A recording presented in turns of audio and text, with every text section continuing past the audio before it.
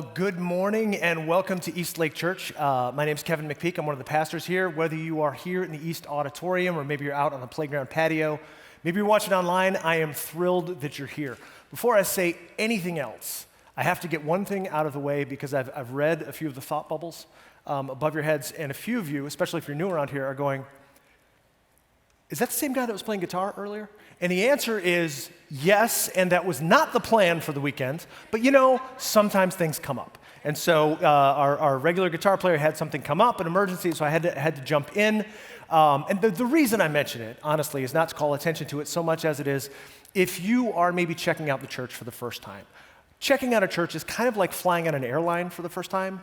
And if you're flying on an airline for the first time and the guy that's throwing your bags in the cargo hold also starts serving you drinks and then goes up in the cockpit to fly the plane, you might go like, I don't know about this airline. They seem a little janky. And I would say EastLake Church, we're a little janky. So we're the Spirit Airlines of churches. So welcome to it, and your flight is canceled.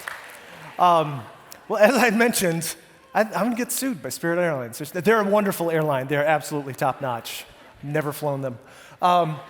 Hey, as I mentioned, my name's Kevin McPeak, and if you surmised from my last name, I'm Irish. And I grew up Irish Catholic in the Northeast, which is both a special kind of Irish and a special kind of Catholic. It's like being extra Catholic. It's like Shiite Catholic. And I'm actually very fond of having grown up Irish. I love my Irish background because the Irish have certain cultural traits and practices that I've come to realize are really important and valuable to me. For instance, the Irish put a lot of emphasis on the value of family. That's a good thing.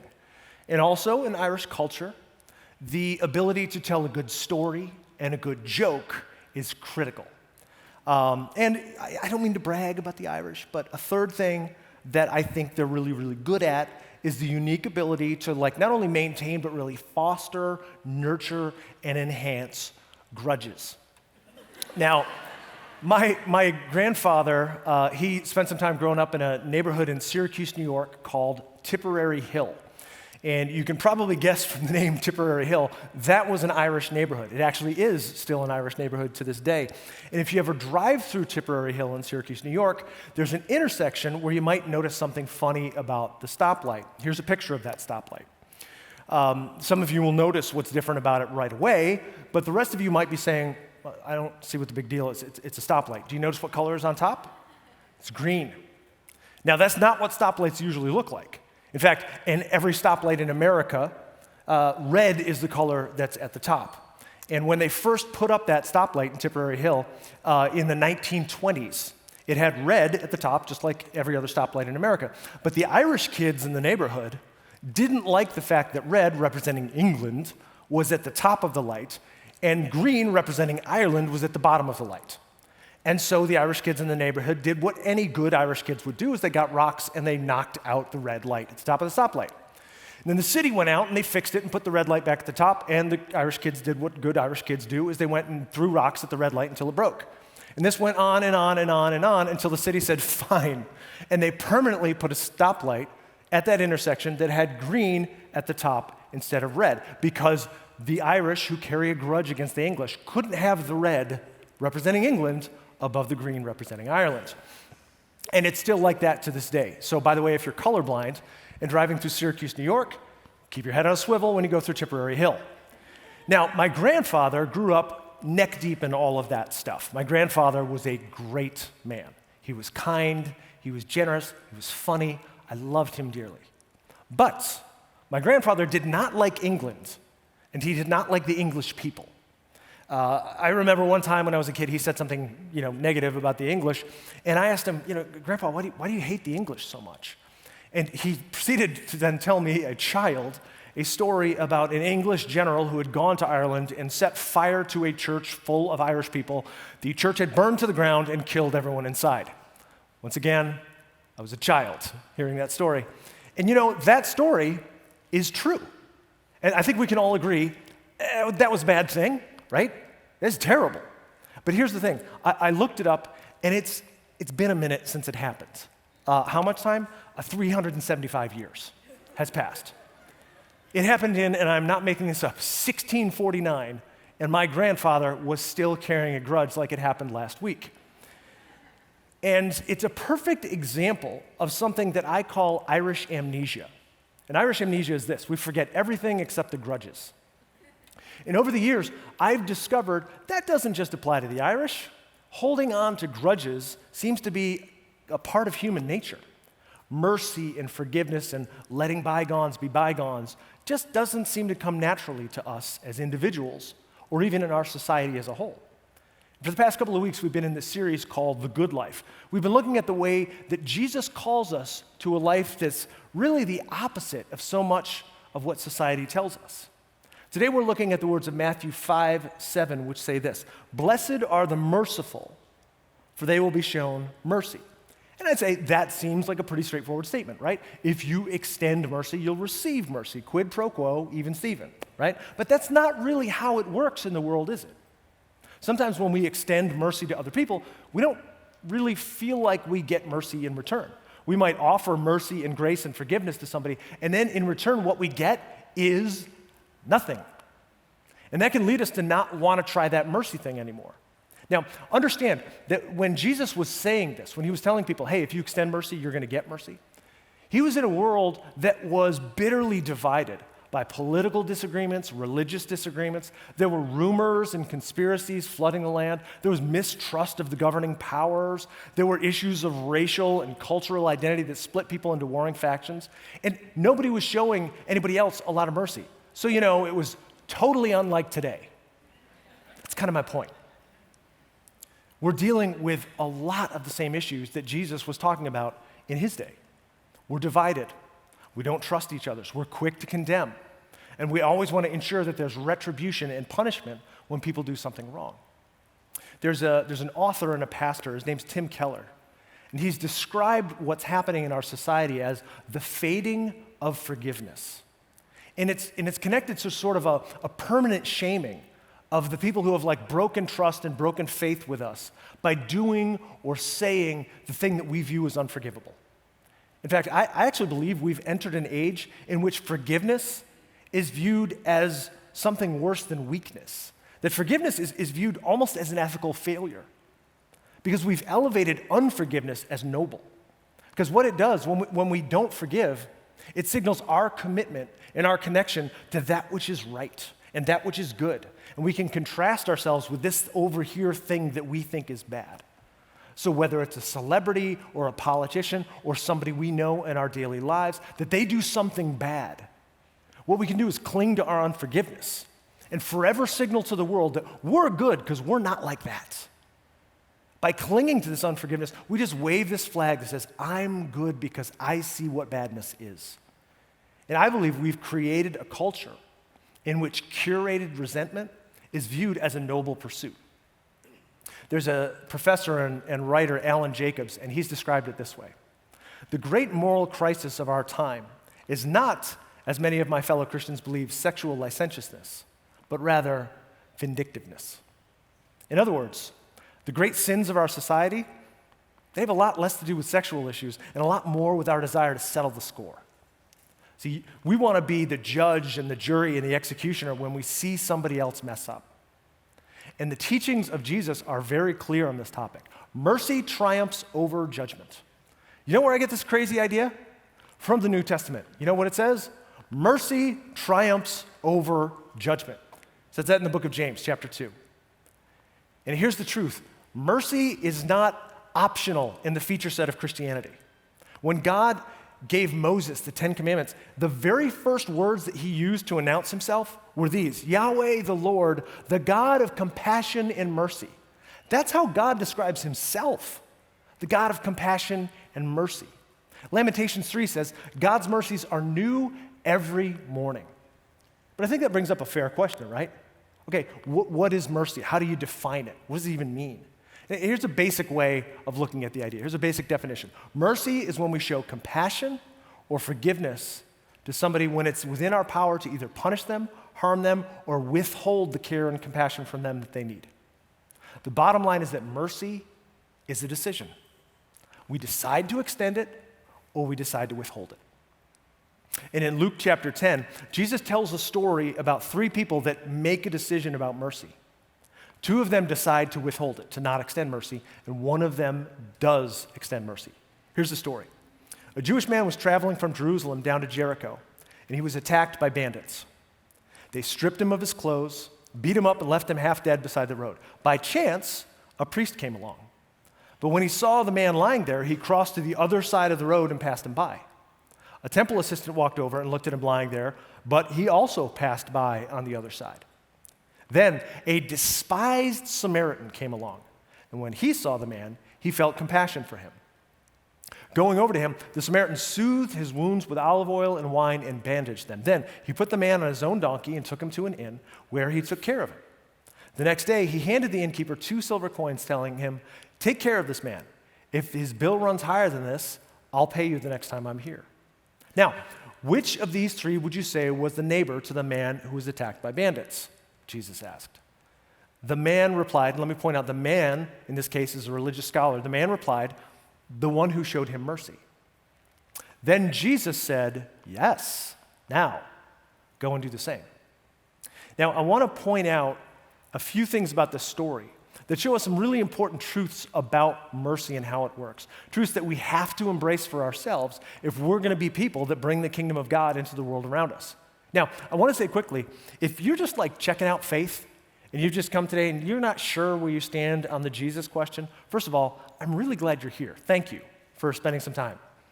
You don't have to agree with everything I'm about to say, because if you're undecided on the Jesus issue, you kind of get to do whatever you want with regard to mercy. But for those of us who are Jesus followers, for those of us who have made that decision, Jesus has some pretty clear instructions and requirements for us. So first, I want to point out a dynamic that's in the very first paragraph of the story. A Jewish man was traveling from Jerusalem to Jericho, and that's important. And he was attacked and left for dead. So the priest sees him, crosses the street, and keeps going. A temple assistant does the same thing. Now, here's what everybody who's listening to that story in that day and age would have recognized. If they're walking from Jerusalem to Jericho, they had left the temple. Why does that matter? Well, if they had been going from Jericho to Jerusalem, they were on their way to the temple. And the priest and the temple assistant would have the excuse of not wanting to touch this wounded man because they don't want to touch blood, they don't want to get dirty, they don't want to be unclean, because that would keep them from entering the temple. But they weren't on the way to the temple. They were on the way from the temple, so they didn't have the excuse. They absolutely could have helped him out. So these people who are supposed to be the noble ones, the good folks, the church folk, right, who are supposed to look out for people, they're like, well, I didn't see anything. I'm not getting involved. You're on your own, because this is not my problem. I'm not getting my hands dirty. And this highlights the first truth about mercy according to Jesus, which is this: mercy isn't afraid to touch human suffering. The mercy that Jesus is talking about in this story isn't like a clean, pristine thing. In the case of this story, it's like a kneel down and get your hands dirty kind of mercy. In the story, it says that the Samaritan soothed and bandaged his wounds. That kind of mercy doesn't keep its hands clean. If you've ever been in a hospital and you've been scared, you know how much of a difference human touch makes. If somebody just reaches out and puts their hand on yours and says, hey, it's going to be okay, it changes things. And that's not just your perception. It's actually the reality, biologically. In 2013, there was a study published about health outcomes for premature babies in neonatal intensive care units. So these are children who were born prematurely who had health issues. And one group was provided with skin-to-skin contact with their mother while they were being cared for in the neonatal ICU. And the other group was still in an incubator and weren't provided with human touch. And what they discovered was that for the group that had skin-to-skin contact with their mother, they had better sleep, lower stress, and higher cognitive function. And here's the remarkable thing. It wasn't just true while they were in the neonatal intensive care unit. It was still true 10 years later. That these kids who had been provided skin-to-skin contact with their mother 10 years down the road still had better sleep, lower stress, and higher cognitive function than the kids who didn't. That's the difference that human touch makes. God has wired us to respond to suffering with human touch. And in the age of COVID, That's complicated, right? But it's clear physical touch makes a difference. And I know there's some of you in the room who are huggers. And it's very, you're gonna view this as a very clear license to just start hugging everybody you see, especially me. And let me say this clearly. Please don't do that, especially to me. Now, some of you after service, it happened after the 9 o'clock, some of you are gonna come up and give me the hug, and I'm just gonna put the hand out right there in the solar plexus to try to fend you off, because I need to know you pretty well before we hug. Like I need you to fill out some paperwork, submit to a background check, and probably a 24-hour waiting period before I hug you. But I'm kidding. But getting in the mix with people and standing shoulder to shoulder with people, it's good. Getting our hands dirty is good. That's one of the reasons that our church believes in service projects. See, giving generously of our finances to support organizations and initiatives that help people in need, that's good. It's great. But also, rolling up our sleeves and giving our time and our effort and our energy to help people on a grassroots level is critical for us. We want to be a church that's not afraid to get our hands dirty. You might have seen our backpack projects coming up. Sign up for that. If it fills up, which, by the way, it will. That's one of the reasons I love this church. That thing's going to fill up so fast you won't believe it. Here's the cool thing. We're going to have more service projects coming up. We have them coming up all the time. We want to be the kind of church that gets in the middle of the places where people are hurting so we can bring love, encouragement, and hope, and we don't care if we get our hands dirty in the process. There's another truth about mercy that this story shows us. It's this: mercy isn't afraid to cross barriers. If we jump back in our story, you'll recall that it's a Samaritan that rolls by. And Jesus actually describes him as a despised Samaritan, which, it's kind of rough, right? Like if Jesus describes you as despised, you got to think that stings a little, right? If Jesus is telling a story and he's like, oh yeah, so anyway, then Kevin walked by, and you know how everybody hates that guy. I'd be like, hey, Jesus, not cool, right? But he describes him as despised. So the Samaritan is someone that everybody listening would know, oh, we hate that guy. Why? Because the Jewish people detested the Samaritans, and the Samaritans detested them right back. The hatred between their cultures goes way back, like centuries, to when the nation of Israel was divided between the Jews and the Samaritans. So telling an observant Jew that a Samaritan walked by the man in need would have been very striking to any Jewish listener in the time, because they all felt, oh, the Samaritans, they're the bad people. Let me give you a modern metaphor that maybe it'll make a little more sense. It's like saying to a Charger fan that a Raider fan walked by, or saying to a Bronco fan that a Raider fan walked by, or really like saying to anybody that a Raider fan walked by. Okay, Raider fans, I'm kidding. I'm a Dolphins fan. My team is terrible, so I don't have the right to make fun of anybody. Also, Raider fans, please don't stab me after service. Now, Jesus, you know who you are. What Jesus is pointing out is that mercy crosses barriers. If we want to practice the kind of mercy that Jesus is talking about, we got to do the same. Extending mercy to people who look like you, dress like you, talk like you, think like you, vote like you, and believe the same things that you do, it's kind of easy. Jesus is making a point here. That kind of mercy, it's good. But there's a next level I'd like you to step to. Jesus wants you and me to extend mercy and kindness to people who are really, really different from us. And let me tell you, that is actually a very unpopular thing to do right now.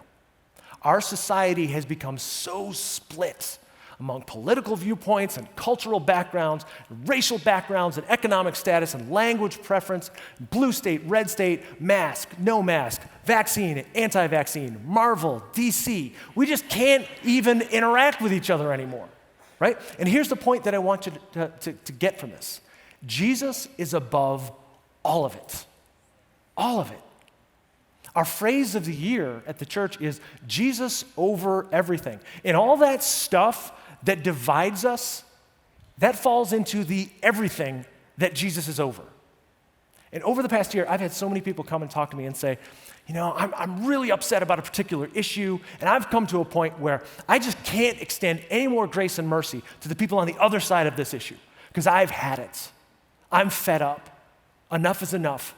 The people on the other side of this issue, they have not extended grace and mercy to me, And so why should I extend it to them? I'm tired of extending mercy and grace and being spit on in response, so I am done. And if that's where you're at, I get it. I understand. I understand your frustration. I understand you're tired of extending grace and mercy. I really do. But here's the catch. Extending mercy is not optional in the feature set of Christianity. It's kind of mandatory. Nobody gets to opt out. I checked all the fine print. There's no exemption clause. Now, if you don't like that, well, that's up to you, but you got to take it up with Jesus, okay? Because that's above my pay grade. That's his rule, not mine. And here's what it means on a practical level. Extending mercy is meaning that you're going to have to give something up. On a very real level, extending mercy means you're going to have to sacrifice. And that highlights our third truth about mercy, which is this: mercy costs us something. I don't want you to miss the importance of this because it's critical. Mercy isn't free. And what it asks of you is totally opposed to what modern culture values. So in a story we looked at, that despised, hated Samaritan, he walks up, he stops, he helps the man, he dresses his wounds, he takes him to an inn so the man can heal, he pays for the man's care, and then he tells the innkeeper, hey, if it costs more, I'll pay for it. So he puts himself on the hook to pay the price for a man whose people and culture were at war with his own. And he could have been filled with resentment and bitterness and hatred towards the wounded man, but he chose not to be. And you might look at the story of the Samaritan and go, wait. That story's not about resentment and bitterness and hatred. It's just about choosing to be kind when someone is in need instead of ignoring that need. And I'll be honest with you, that's what I thought the story meant for a long time. It does mean that, but it also means more than that. See, it wasn't just, the Samaritan and this Jewish man. There was a little tension. No, they hated each other. Their cultures were at war with each other culturally. There was a great divide. And so when the Samaritan saw that Jewish man left for dead by the side of the road, every listener would have understood. The Samaritan could have said, serves him right. There were generations of animosity between them that would have justified him going, I'm leaving that guy to die. But he didn't. He set all of that baggage aside, and he sacrificed what he felt in his heart, probably told him, I could get even here. I could settle a score here. Because society tells me, that guy's my enemy. And when we talk about mercy requiring sacrifice, let me be clear.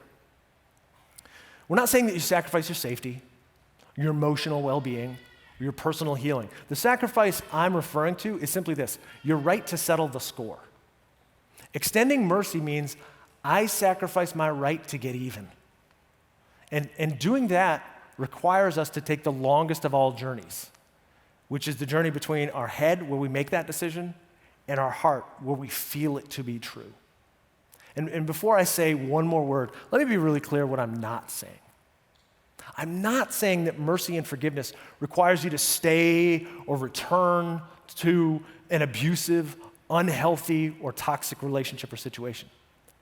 You don't continue to expose yourself to harm or abuse out of some misguided notion of mercy.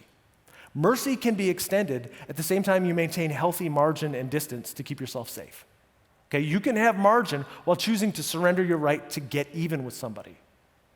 In our day and age, surrendering the right to get even is kind of a revolutionary thing to do. On Monday morning, October 2nd, 2006, a man named Carl Roberts IV walked into a one-room Amish schoolhouse in a little town called Nickel Mines, Pennsylvania. He walked in at about 10:25 a.m., and by 11:07 a.m., he was dead. He had shot and killed 5 kids in the schoolhouse and then turned the gun on himself when the police arrived. It was terrible. It just absolutely devastated the communities. Many of you may remember the news of this terrible shooting. And a few hours after the shooting, a man named Henry, who was a representative of the Amish community, he showed up at the house of the parents of Carl Roberts IV. They happened to be Terry Roberts and Carl Roberts III, the parents of the gunman. And when they saw Henry, this Amish man, walking up, they braced themselves for just the torrent of anger and hatred that was going to come their way. But that's not what happened. Henry walked up and he said, "You are not our enemy. Just like us, one of your children has died today, and you're grieving." And then Henry did a remarkable thing. He put his hand out and rested it on the shoulder of the gunman's father. And he called him a friend. And the gunman's father just burst into tears, just sobbed. And in the days that followed, the members of the Amish community reached out to the gunman's wife to let her know that they held no grudge against her. And remarkably, as donations flowed in to support the Amish community as they recovered from this horrible event, the Amish leadership in that community ensured that portions of that money went to the gunman's wife and children because they had lost someone too. When one Amish man was asked, "How can you do that? How does that even work?" He explained, "Well, in our culture, we forgive first. Because mercy is it's already a decided issue. And then we work out our feelings over time." And I'll be honest with you, I have a hard time wrapping my brain around that. If someone chose to end my child's life, I don't think I could find that kind of mercy in my heart. And even if I did, it'd be at the end of like a long process that would take probably years, maybe even decades. But right away, I don't think I could do that. But I believe that there's something in that story that gives us the tiniest glimpse into how mercy works in Jesus' kingdom. Here's what the sacrifice of mercy does and does not mean in Amish culture. It doesn't mean that we pretend nothing happened. It doesn't mean that the offense wasn't bad. There's an author and a bishop named N.T. Wright, and he said this: "Forgiveness doesn't mean, oh, I didn't really mind, or oh, it didn't really matter. I did mind, and it did matter. Otherwise, there wouldn't be anything to forgive at all." It also doesn't mean that there shouldn't be consequences for some bad actions. Forgiveness and mercy aren't the same thing as reconciliation, right? Reconciliation requires a renewal of trust, and sometimes, you know what? That's not possible. And sometimes it's not a good idea. But what mercy does mean is we give something up. And in this case, it was the right to get even. It was the right to get revenge. And as you and I walk through this decision to extend mercy to people, we slowly surrender our feelings of resentment and bitterness and hatred, and hopefully, over time, we replace those feelings with compassion and mercy. Nobody here is asking you to get to that point right away. In fact, I think it's such a radical change for most of us, if not all of us, that I wouldn't recommend that you try to get there instantly. But here's what I would recommend to you. Here's something you can do right away. Resolve in your heart that the decision to extend mercy is a settled matter in your life. It's just already decided. It doesn't mean that you'll instantly feel better. In fact, I'm pretty sure you won't. But you can decide to start extending mercy by default. So, that person who hurt you, you could decide to extend them mercy. That family member that you just can't seem to stop having conflict with, you could decide to extend them mercy. And that person that you see in the mirror every day, who's done some stuff that fills you with shame and regret, you could extend them some mercy too. Do you know why this story of the Amish community extending mercy and forgiveness is so striking to me?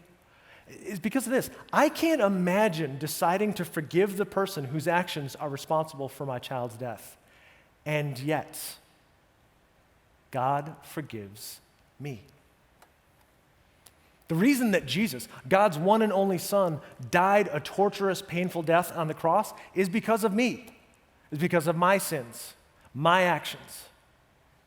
And if I could be so bold to say it, yours too. See, that Amish community in Nickel Mines, Pennsylvania, what they were doing is simply offering to somebody else what God had offered to them. An innocent child had been killed because of someone else's sin, and they forgave the killer. And that's exactly what God does with us.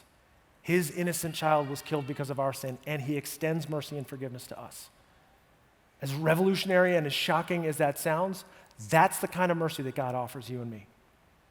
And the reason you and I choose to extend mercy and extend forgiveness is this.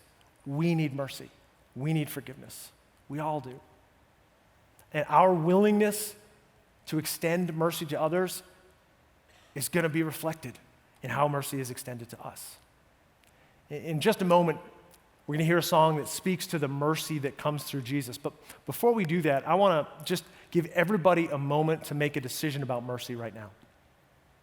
So I'm not going to call anybody out. I'm not going to embarrass anybody. But I want to agree with your decision if you're making it today. So if you would do this, if you would bow your heads and close your eyes, I want to ask you to do something. First, if you're somebody who's been carrying bitterness or resentment towards someone else, maybe even a group of people, and you've been carrying it too long, and you know you need to stop carrying it. You need to extend mercy and forgiveness to them. If that's you, right where you are, I just want you to raise your hand because I want to pray for you. You can keep that hand up. I also want to invite any of you who are in this room who know that the person you need to extend mercy to is you. That you've been walking around with shame and guilt from your past and you won't let it go. It's time for you to embrace mercy and forgiveness. If that's you, I want you to also raise your hand. And then thirdly, if you're somebody who knows that today is the day you need to make a commitment or a recommitment to follow Jesus, who is the source of all of the mercy and forgiveness we need, I want you to raise your hand. The mercy and forgiveness that you need is one decision away, and that's a decision you can make right here, right now. So raise your hand if that's you. Keep your hands in the air. Let me pray for all of us, whether you're making that decision to extend mercy, receive mercy, or commit or recommit to Jesus. Jesus, we need you. Jesus, I need you. Today, I decide to extend mercy to the people around me. I make the decision to extend mercy even to those I might not feel deserve it, simply because I don't deserve mercy, and you've still extended it to me. Today, I make the decision to accept mercy and forgiveness for myself. Today, I decide I'm going to accept your free gift of mercy and put down the shame and guilt I feel from my past and my mistakes. Jesus, today, I choose to follow you. I repent of my past sins, and I choose to follow you today and always. Come and change me. Come and make me more like you. In your mighty name, I pray. Amen. During this next song, here's what I'd like you to do. I'd like you to just kind of sit and consider the lyrics of this song that speak about God's inexhaustible mercy for us.